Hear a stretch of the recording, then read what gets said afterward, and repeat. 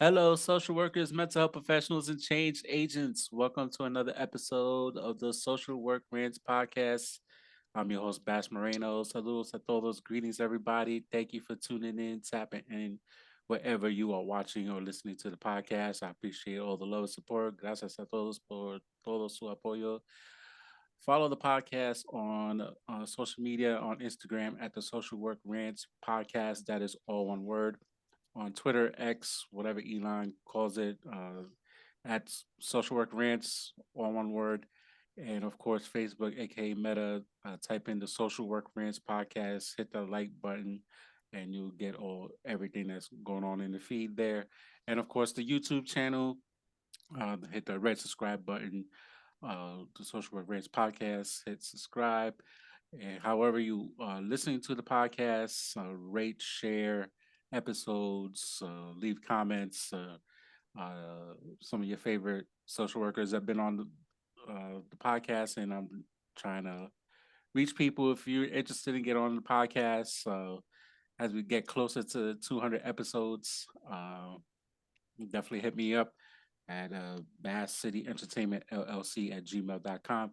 I'm still a one person show after 4 years, so I'll get back to you as soon as I can. But definitely want to get on the podcast as we the drive to 200 in full gear. So yeah, get on the podcast. This episode, of course, is brought to you by Bass City Entertainment, doing business as Bass Moreno Consulting, providing financial education for Gen X and older millennials of color in the sandwich generation. We need to be working on our finances because Lord knows what's going to happen in 20 in November and in 2025. So we need to get it together. For more information, go to my website bashmoreno.com. As of this episode, it's still Mental Health Awareness Month, so obviously get my book Trying Through Pain, How to Maximize Your Full Potential in Hard Times. Uh, 10 poems, short, sweet. If you're like, I want to finish a book, I want to read a book and finish, you can literally do it in like a half hour and you accomplish a goal of finishing a book. So it's available on Amazon. So definitely, and I've been trying to get the audio version popping, and I've been struggling for months with that, but in God's will, it'll be out on audio as well. My guest at this time, Dr. Marina Badillo Diaz. How you doing? We're gonna talk about AI today, and not the great Allen Iverson, but actual artificial intelligence. How you doing? I'm great. How are you doing? Thank you for having me.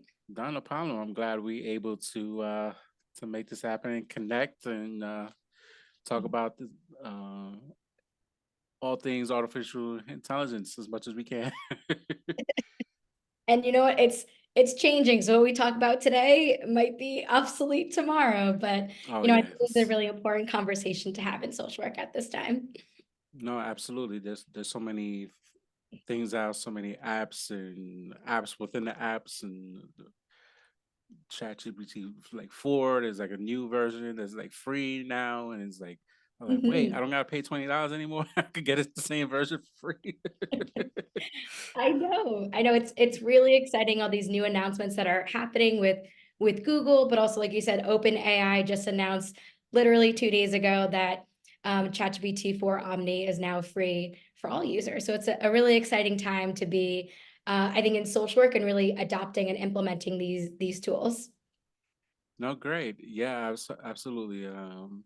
When I get a chance, I try to go on, and even like anything now, like even if you go on Instagram and Facebook now, they adopted AI, and just Mhm. anything now. You go on CapCut, and like I did a couple things on CapCut, the Mhm. AI, and they're like, oh, it look nice. Exactly. updated updated my business logo, downloaded some like Mhm. some app, AI app, and created a logo for the business, a new temporary logo for the business. So like, all right, it was worth the 6.99 and get a logo and delete the app, and like, I liked it, and let's move on. So Yep. um yeah, so how do you get For those that don't know who you are or what you do, tell a little bit about yourself. Yeah, so as I said, my name is Dr. Marina Badillo Diaz, and I'm a social worker, but really by trade, I'm a school social worker. So I worked in K through 12 education as a school social worker, and more recently in my career, I've been teaching in higher ed. So I'm teaching, school social workers at a couple universities, and then I'm also doing consulting in K through 12 schools as well. And that's really what kind of brought me into the AI world, is because also having a consulting business like you, but then also teaching and then also having doing consulting work and wearing many hats, I also found just AI was just so useful. And I think now in my role, my position, I'm also a board member as well at the School Social Work Association of America.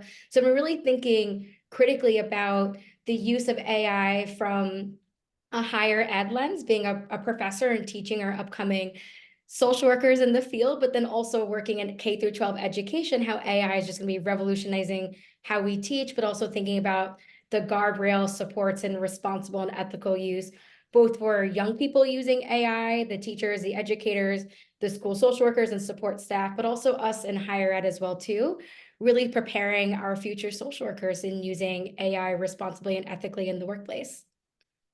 How did you get started with the AI? Because as we learn more about AI, we realize that it's been here for many years. We just didn't call it AI or not Yeah. necessarily unless you like super techie, which I Right. am not. Like, so Yes. how did you get And started? yeah, no, that's a great question too, because I want to also share, like, I'm not someone who is a super techie as well. And that's why I love advocating for what I do, right? Because we're social workers. We didn't go to school to be techies or to be in IT. But I just found these tools so useful that I've really dedicated so much of my own professional development and networking and submersing myself in the world of AI, really learning and realizing, oh, we've been using AI this whole time. If you are someone like me who has Grammarly added to their Google Chrome, AI is embedded in that. I mean, there's so many tools that we have today that just have AI embedded in them. But I think now what's really exciting is the generative AI tools that we now have, um, large language models like ChatGPT, like Gemini, like Claude, that are able to produce information like we've never had before. And I think that's the new wave of AI that's bringing up both ethical concerns, Mhm. challenges, but also I think a real opportunity to really shift how we teach. So I think about how we teach school social workers, sorry, how we teach social workers, but also do our role as social workers as well, because we could use these tools to really help out in our jobs and role. But you did ask me a question on how did I even get started Yeah. in this work? And honestly, like it's simply Instagram. I was seeing on my Instagram feed all these reels from marketers being like, type these prompts into ChatGPT and you can get all this marketing content. And I'm not a marketing expert. Remember, I'm a social worker just like Mhm. you. So I was saving all these reels, being like, let me just try this out to see if this actually helps me with my business, helps me save time because it takes a lot of time and effort to create content. Yes. I was like, this is mind blowing. Like, it's making me a bunch of posts and information within seconds. And then I started thinking, well, why can't I apply that to my preparing my lectures for my class? Why can't I help that prepare the sessions I was having in supervision to come up with really crafting some really thoughtful questions? And I think it just really grew from there. From, this has so many applications and uses of it that I just thought, oh, we have to really use this in the field to our advantage, but also thinking about the responsible ethical side as well, because we want to just make sure that we're using these tools ethically, safely, and responsibly. And again, that also falls on our social work ethics as well too. No, yeah, of course, because I know when I had somebody else on, Mhm. Ernesto talking about Mhm. AI, and no, we did talk about the ethics and social Mhm. workers being hesitant to use these AI tools and things Yes. of that nature. So it is important that we can see down the line, ASWB or the NSW discussing these and code of ethics being Mhm. updated again to include the AI tools, and we see plagiarism that's happened, and kind of, or is it plagiarism? Is it not? Or how accurate are these AI tools? And we got fact check. We just got a fact check anyway, especially like election season happening. You're raising really important points. You are. Yep. Yep. It just Yep. fact check the ChatGPT. It could be like really, really accurate, or it could be Mhm. far off. So it's a lot happening in real time, real fast, that it's hard to keep Mhm. track. Like I haven't even like touched Claude. I barely know like Claude is. I know my Mhm. writing coach like swears by it. Yep. Now I use like Jasper and Mhm. ChatGPT, Mhm. just Jasper, just to try it out. Like I said, I saw it on Instagram. Like, let me try it out. It looked pretty cool, and like Yep. Yep. and some other video AI apps to try to Mhm. cut videos like this as we recording, and Yep. put some content with that. So and there's tons of videos. It's like losing track, like. Yep. Yep. So it's a lot. It can be overwhelming as like small business owners in general. So I know it's just a Mhm. lot happening all at the Mhm. same time. A lot of good though. Yeah, I agree. And I definitely want to acknowledge like there absolutely with any new technology, there should be a little level of skepticism. This is a big change. But I also think about how important it is to be at the forefront of these conversations as social workers, but also thinking that these tools are going to be incorporated into our everyday workday tasks. It's happening, it's coming. So I think on the policy guideline end, I think about social work organizations, we have to really support AI literacy of understanding these tools, how to use them Mm, responsibly. But in order to make the guidelines and policy, you need AI literacy to understand how these tools work, and then creating the right. policies and guidelines and the guardrails, how we're going to use them in our jobs ethically and responsibly. So I think it definitely goes, twofold that I want social work to be a forefront of this conversation. And I think starting off with recognizing people's fear and concerns is a real place to start. And I want to honor that and Yeah, of recognize that course. we don't own the data that goes into these tools. We also want to acknowledge that some of these tools are used for really terrible reasons, like deep fakes, and there's some really inappropriate things that could be Mm. could be happening and really impact our You mental said health and like well-being. Um, you said you're in Toronto right now. Look at what Drake did with AI, putting yes, Tupac, and yes. the whole rap beef that's happening. Yes, so, so I think there's great good that comes from this, but also, some areas of concern. And I think that's why, like you mentioned earlier, having the NSAW be a part of this conversation, creating policies and guidelines. I think there's the adoption of AI is not just going to be about us learning how to use these tools, but really like a whole system change from how we do our jobs to how organizations run to our organization's bodies, like really being a part of this conversation. And as we're building the plane as we're flying it right Mm. now as in the world of AI and adoption. Not and you mentioned being school social workers, Mhm. and kind of we literally having like a brand new generation full of kids that's like, and I'll be talking to kids. I talk to my own kids, and like there was Yeah. no such thing as the internet, and you go on these tablets all the time, and like you want to play Mhm. my play my PlayStation, or you want to be on the laptop playing all these games and Fortnite and all these different things and Roblox. Like there was no internet, period. Like we played outside, like if we chose to play outside, or we like Yeah. watch TV and we just watch basic cable, or not even. I'm old enough. I didn't have cable. Like this is channel 2, 4, Yep. 7, 11.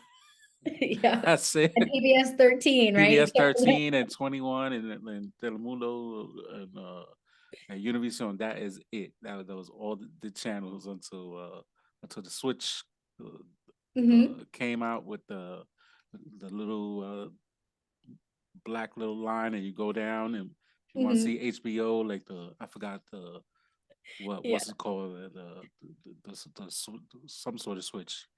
There's a proper, there's an actual name for it, but Mhm. is that, and then obviously the cable box came out after that. So.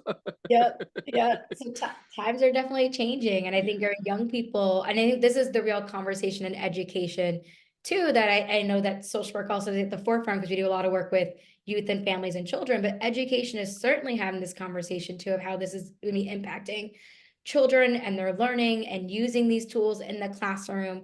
So, I think it's going to be changing a lot of things for our young people. And right now they're going to have all this technology again at their fingertips. It's not just the cell phone now. It's like now a whole world of generative AI that we're going to have like high school students who could literally do professional level work Mhm. in an instant, right? So I just keep thinking about workforce development for our young people and how they have to learn how to use these tools because the playing field is going to be very different, I think, in the world of work that our young people are going to be moving into. Right. And Yeah. which leads to the disparities that Mhm. COVID really shed a light into. People not Mhm. having Wi-Fi, not only because they live in a poor neighborhood, but we also talk about Yep.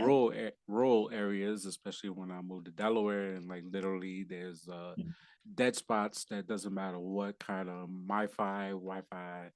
system, nothing worked because You're right. people live in farmland, or it used to be farmland, and now there's a whole bunch of housing communities now, and there's spots that don't have terrible Wi-Fi. That like nothing, no Verizon, T-Mobile, nothing will work in the area. So that with Right. that, and now we have all this technology, and the only time you could kind of use this technology in schools, and then when you go home, it's like you kind of stuck because you can't Yeah. use that technology. So that's probably even be more stressed moving forward as this technology Yeah. gets talked about. And I don't.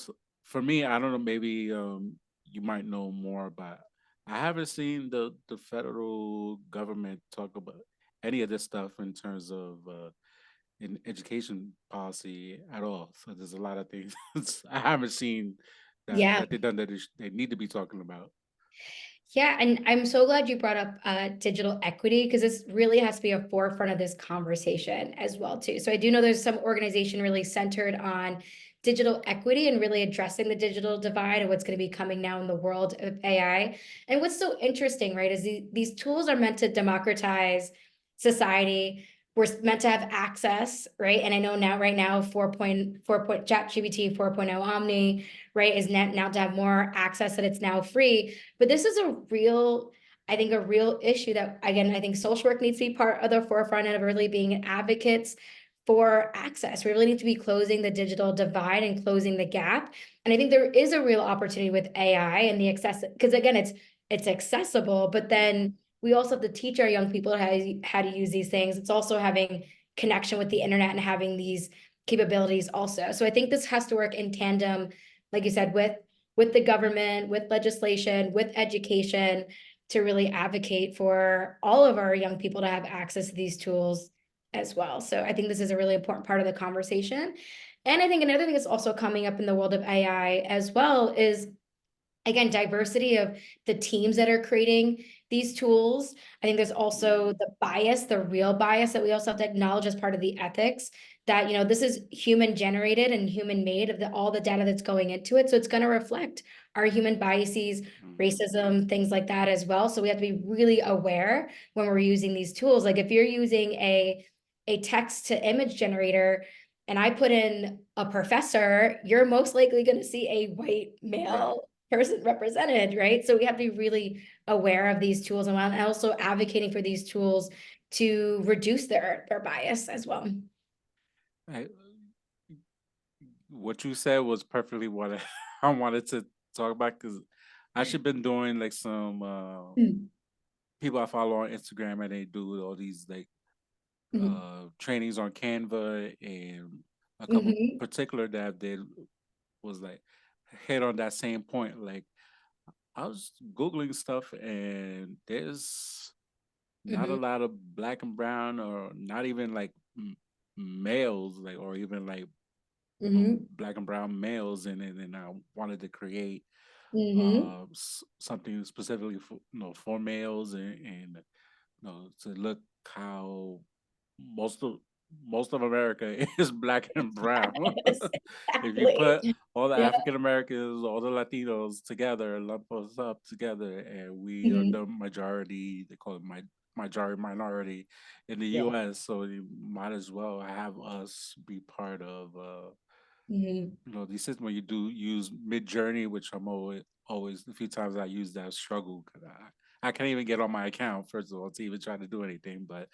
Um, but even stuff like Mid Journey is things of that nature, like you write the Yeah. text to the Mhm. picture, and you have the images and don't look like don't look like Right. me, don't look like you. So it's like, yeah, that needs to change Mhm. real quick. Mm. Especially when things are easier. Like as an author, if I wanted to do, say, I wanted to do a children's book, and I wanted to look Yeah. reflective of me and my people, and it's like, yes, there's light skinned Latinos in this world, but it's like, no, I'll be more reflective Ex of how my kids live with curly Yes. hair, and it's like kind of a little Yep. bit dark skin. Things of that nature. So it's a lot that still needs to be played, and yeah, and you're right. The people who create it need to be mindful of all that Mhm. stuff. Absolutely. I 100% agree. Yeah. Uh, so um, let's see what Department of Education kind of Yeah. does, because they that's great that they focus on student loans, but I feel like that's all they kind of been focusing on, Yeah. and Well, they do. that's been a disaster too. Yeah, well, I would say I wanted to say I've read something really recently, and I know Cory Booker and a couple other senators that they actually put in a bill for AI innovation as well. So I know, things are happening.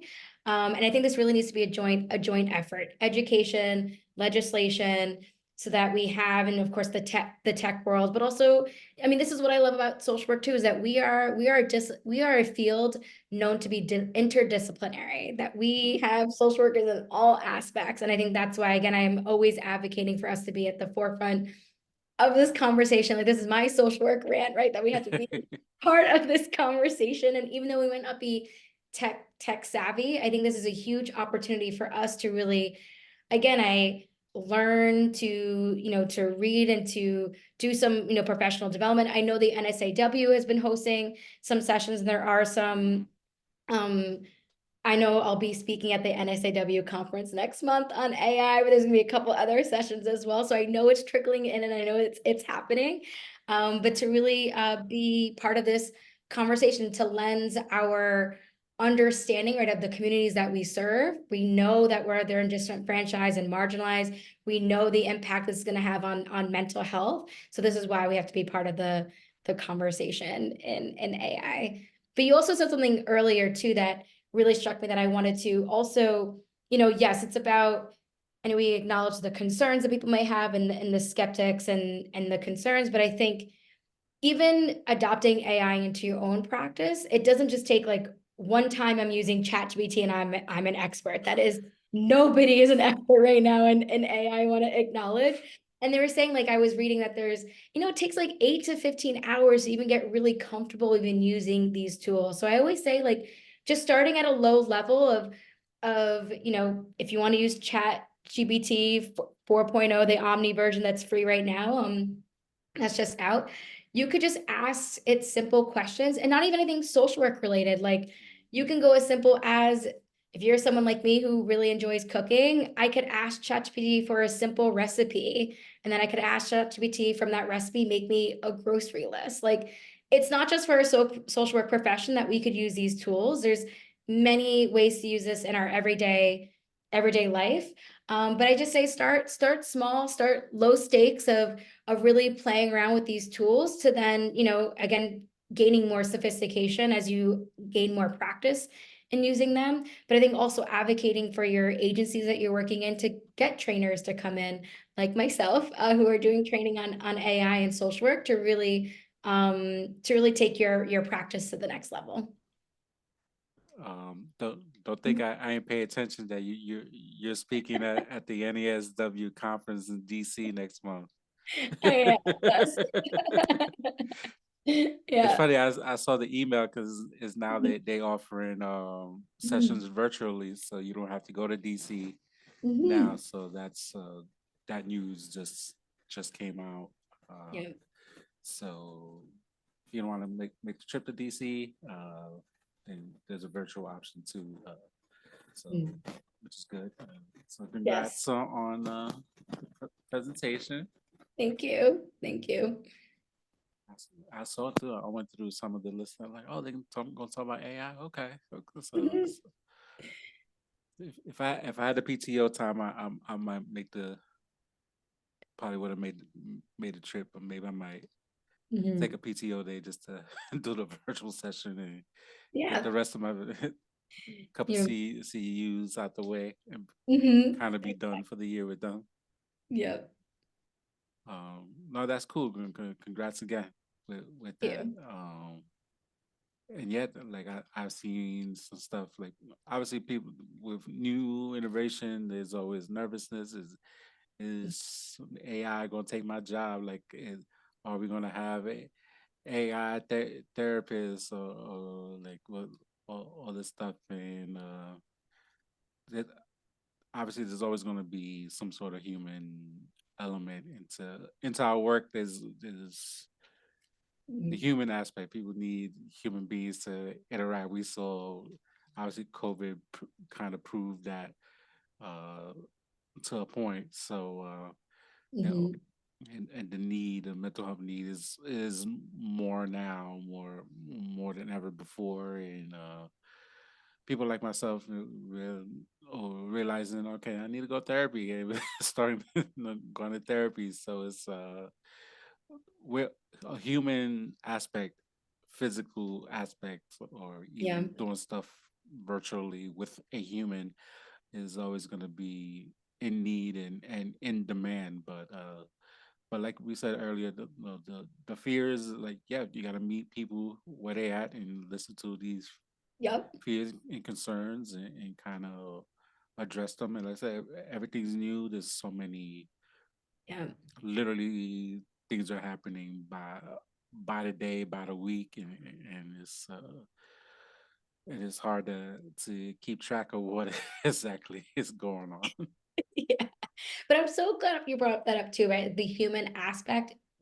I'm certainly an advocate, and I certainly feel this way that the human social worker can never be fully replaced, right? There's something about the human nuances, the human experience, especially in the counseling therapeutic space, that cannot be replaced by an AI chatbot. And at the same time, because I think the dialectic is very real as well too, that there are these chatbot tools out there. I know one that I've been working with more closely is Alongside. They are a chatbot app designed specifically for adolescents. So they partner with schools where the schools can have this service provided by Alongside with the app that their children or their adolescents can have access to, speaking to a chatbot where they could talk about their family problems, peer relationship problems, and things like that with a chatbot 24/7 at any time. And again, I put my social work hat on, but like, what if a student's in crisis and they're reporting suicide Mm, ideations? Because this app partners with the school, then they notify through their protocols and their channels of communication to alert them if a child really is in crisis and is suicidal, and writing that on the app. So I think mm, there's real opportunity for a partnership to really increase accessibility for young people to, and particularly in this case, right, to have access to an app like Alongside to be able to speak to a chat bot. But then also at the same time, if they are really in crisis, because it can't fully replace the human as well, which is why the school social work team and the school team would come in and then follow up with that student that's in crisis. So I think there's again, this is one of an example of a partnership where it can increase accessibility, but also at the same time not fully replace a human as well, right? Because we're definitely need of our expertise and what we do. And I think also using these tools as well, just like you mentioned, we can't just trust what ChatGPT or Gemini, what they produce for us in the what these materials create, we still need to use our social work expertise to read over what it's creating. We have to review, we have to validate it, we have to review it, we have to edit it as we see fit with our expertise. So I do always advocate for the human element has to be a huge component of using these tools as social workers. We can't just like copy and paste and trust what AI is given, because it's imperfect and it's going to make mistakes. So so I advocate for that as well. No, I absolutely. Mhm. And as much as good info, like to a point, be like, that's something I probably would have said. Yeah, no, so I'm like, wow, this is really great. Like, because I've asked it to do like an intervention plan or to revise my IEP goal that I wrote or to help me develop a workshop. I'm like, oh, these are really great. And I think it's such a great thought partner. I really do. And sometimes I may think about things that I've never thought about before either. So sometimes even learning from these tools. But again, like with the biases that it has, sometimes the misinformation that it's just simply making up, you want to be very, very conscious of that too. So, but yeah, I'm a big advocate for using this responsibly. Yeah. So what? So let's talk about school social work a Mhm. little bit, particularly. I make no bones about it. It's going to take a lot for me to get back into a school setting. Yeah, So never say never, but it's going to take a lot to get right. back. Especially I just see stuff here in Delaware. The whole education system here in the state Mhm. needs some revamping, and there's a lot happening within the state. We're gonna have a new governor, possible U.S. senator, new U.S. senators, some state senators, state representatives. So who knows what's going to happen in Mhm. 2025, 2026? Marijuana money flowing in the state. So uh, if you're into that, Del- kind of Delaware. for that. But yeah, so like, what are you seeing in terms of school social work this year? Has the school year is winding down, or like doing your trainings and stuff like that? Like, what are you seeing with the kiddos? Yeah, so I think, I think in terms of a particular of AI, I think what's sort of happening is these conversations are now, I think, just happening across the board in education. I think from administrators to thinking about the policies of how we're going to use these tools to teachers figuring out how we're going to use these tools in the classroom, plagiarism, cheating. Some school districts have completely banned AI, and I think I want to say there's 11 states right now who actually have fully developed AI policies for their state education um, programs, but there's 50 states. So there's still a Mm, lot more work left to go. So I think that's part of the conversation in education is the policy piece, but then also from the educator lens of how I'm going to use this in my classroom. How do I use AI? How can I use it effectively as a teacher? There's a lot of I think there's just been an explosion of ed tech tools to really support learning in the classroom. And I think that's entered the chat, right? About how schools can utilize these ed tech tools. But I think, from a school social work lens, there was recently a study done with Opportunity Labs that had just been recently published, AI for Education. And Opportunity Labs and SWA. Next week, we're going to have a webinar. So I'll be on that panel along with my colleague, Rebecca Oliver, who's also the executive director of SWA. We'll be having that conversation around AI and mental health. And school social workers noted in this study, they are very concerned about the impact that this is going to have on students and their well-being, and also families understanding how these tools are going to be impacting their children, right? So it's all stakeholders need to be invested in a part of this conversation. And as we all know, right, often school social workers are left out of that conversation about what's happening in education.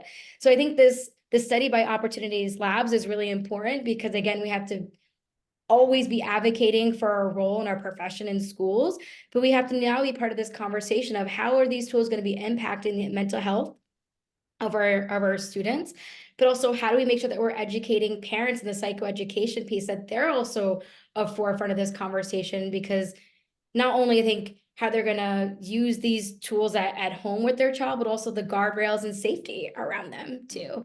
So I think we have a real opportunity in school social work as well to advocate and support that link, because that is part of our role, is really linking the Mm. community, the families with the schools. No, yeah. I totally get that point, that understanding. I Mhm. myself miss notebooks and textbooks and be able to better monitor what the kids are learning in school, and kind of see their work and things of that nature. Everything's on an iPad or a Chromebook now, and Mhm. my daughter that it was using Canva. She saw me using Canva, and she thought I didn't know what Canva was. I'm like, how you think I do my graphics for my podcast? Get out of here! Like, I know what Canva is. Like, get out of here. Right, right. But technology has made Mhm. parenting harder, at least f- Mhm. for me. I'm sure for a lot of parents. So, and then which leads me to think of the immigration migration that's been happening, and as more people come in, and obviously you got all these kiddos that come in, and then they get these Chromebooks, they get the, and then they learning the technology, which is great, while obviously getting acclimated into the American culture. But now the Mhm. parents are being left out because they literally coming in, and like they can't help the kids with the homework. It's like, or kids don't even Yeah. get homework, but like Yeah. with their work, or even ask them, like they're not gonna know what the kid is doing in school, because they just trying to live day to day, try to work, and Yeah. don't know any of this technology. Like, what is this? So it's like Mhm. it's a lot to unpack as we continue to move forward. Yeah. Agreed. Agreed. Yeah, and again, I keep thinking about too, like I know they just had released, I think on Monday too, that ChatGPT 4.0 Omni now has all these language capabilities. So it's now actually able to Mm, teach language and to be able to what's what I'm looking for, interpret, right? So I just think, oh, like could this be used even as a school social work if I am working with the family, and we see this happen a lot. There's no interpret at the school, or we should be relying on the child to interpret it for us. So could we use these tools to then help us again bridge the language, bridge the communication? So I think there's real opportunity and real gaps that we have to be really aware of too, of the inequity that this is could also perpetuate as well. So I'm really glad you're raising these points too. yeah, yeah, because it needs to be talked about Mhm. and addressed. So, Mhm. um, as we wind down a little bit, what besides the NESW conference, what else you got going on the rest of this year? So, yep, at the NSAW conference, I also have the New York City NYC conference with the Okay. NSAW. So I'll be presenting there on, I think it's on June 5th. I'm also really excited. I'll be joining a symposium at Microsoft in the UN building this Friday, along with Columbia University and Penn. We're having a social work AI symposium. So I'm just super excited to be connecting with other social workers in the field who are doing this amazing work, and just sort of thought partner together of where we're going to take this in the next step. So I think for me, I'm always thinking about building community in this space. I do have an Instagram account, the at the AI social worker on Instagram. I'm posting about content. I'm also posting content on my LinkedIn page as well, because I also feel in this equity and digital equity, I want this information to be free for people to have access to. I did also develop a 83-page guidebook on AI prompting, but now Mm. with the new ChatGPT 4.0, there's gonna have to be a new edition coming out. So I don't know when that's gonna be coming, as I know, lots of things are happening, but I do intend to make a new updated version. But that for certain is also free, that you can get access on my LinkedIn or on my Instagram account as well, the guidebook, because I do really feel, you know, to give these tools to have means of free prompts that I put out there for social workers to use, whether you're a consultant, professor, you're a clinical social worker, you're an administrator. I know social workers, we just wear many different hats. So I've been thinking really deeply about how to prompt and putting out free prompts out there. So no matter what social worker role that you're in, macro, meso, or micro, I have prompts for you that are free. Awesome. Yeah. Great tools, great info, great conversation. Uh, Mhm. Good luck with all the conferences that you got going on. You'll be busy, which is Yes. great. And if anything I could do from my end to assist, by all means, let me know. Thank you. And thank you for having me on the show today. It's just great to rant and chat about these things. I think it's just so important. And I invite anyone who wants to connect with me on LinkedIn, Instagram. I'm always looking to network and build community. So I hope to hear from your listeners. Awesome.